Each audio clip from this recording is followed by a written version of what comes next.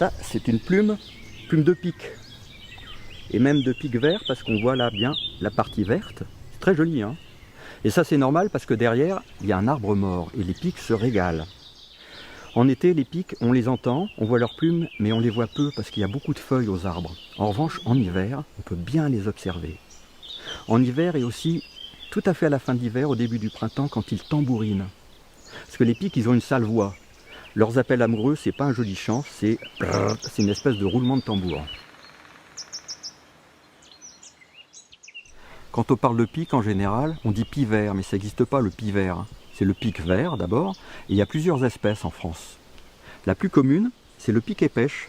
J'en ai une plume dans mon livre, c'est toute une collection. Alors celui-là, il est magnifique, magnifique, il est noir et blanc, avec une tache rouge sur la tête. Et celui-là, il est très très commun. Il est un peu plus petit que le pic vert. En fait, il y a plusieurs tailles et il y a plusieurs niches écologiques.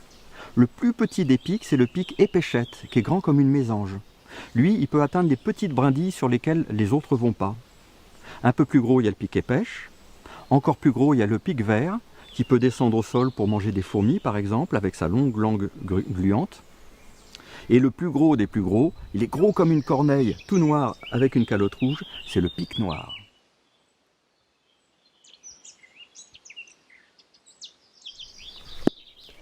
Les pics ont deux rôles essentiels dans la forêt. D'abord, ce sont les médecins des arbres, parce qu'ils mangent les larves qui mangent le bois.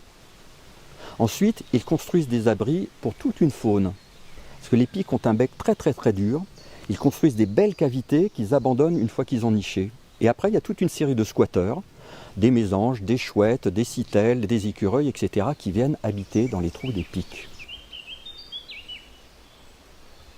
Tous les animaux de la forêt disent « merci les pics ».